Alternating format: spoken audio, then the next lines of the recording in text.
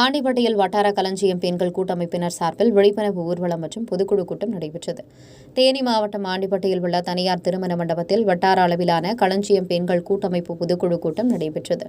முன்னதாக ஆண்டிப்பட்டி காவல்துறை துணை கண்காணிப்பாளர் சண்முகசுந்தரம் கொடியசைத்து துவக்கி வைத்த ஊர்வலத்தில் கூட்டமைப்பை சார்ந்த பெண்கள் ட்ரம் செட் முழங்க முளைப்பாறைகளை சுமந்து தேவர் சிலை அருகிலிருந்து புறப்பட்டு வந்து மதுரை சாலையில் உள்ள தனியார் திருமண மண்டபத்தை அடைந்தனர்.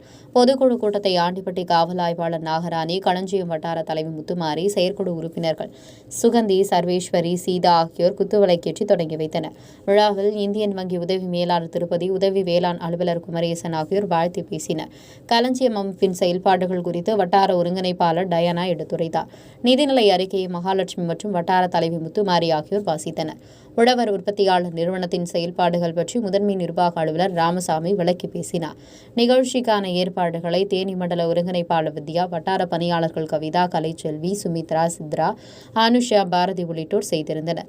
கூட்டத்தில் காவல்துறை கண்காணிப்பாளர் சண்முகசுந்தரம் பேசும்போது, பெண்கள் பேருந்துகளில் செல்லும் போதும் பொது இடங்களில் செல்லும் போதும் கட்டை பையில் வைத்து நகைகளை கொண்டு செல்லக்கூடாது என்றும் கவனமாக இருக்க வேண்டும் என்றும், செல்போனை சரியான முறையில் ஆக்கப்பூர்வமாக பயன்படுத்த வேண்டும் என்றும், தவறான வழியில் பயன்படுத்தக்கூடாது என்றும், தங்களுக்கு பாதுகாப்புக்கு மட்டுமே பயன்படுத்த வேண்டும் என்று வலியுறுத்தி பேசினார்.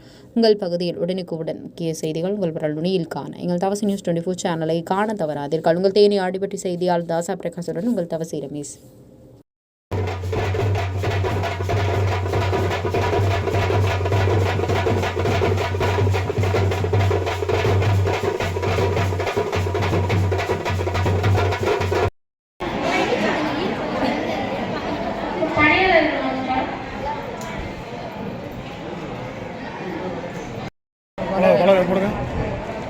போடுங்கம்மா.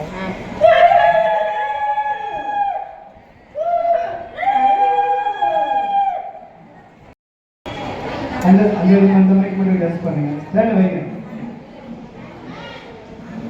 சார்பாக நாங்கள் என்ன வேண்டும்னா, இந்த விஞ்ஞான உலகத்தில் நம்ம இருக்கோம்.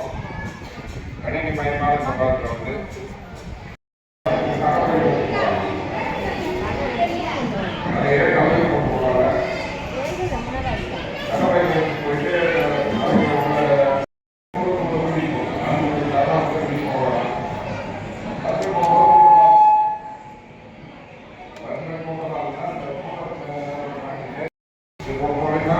நிறைய பேருக்கு இந்த இது போய் அதனால ஒரு விழிப்புணர்வு ஏற்பட்டால் எங்களுக்கு வந்து மாட்டீங்க. உங்கள் வீட்டுக்கு ஒரு பொருள் வந்து ஆன்லைன் மூலமாக டெலிவரி பண்ணியிருப்பாங்க. வீட்டில் வச்சுருவாங்க. அவன் வந்து அந்த ஸ்கேன் உங்கள் செல்ஃபோனில் அதை ஒரு பார்கோடை வந்து ஸ்கேன் பண்ண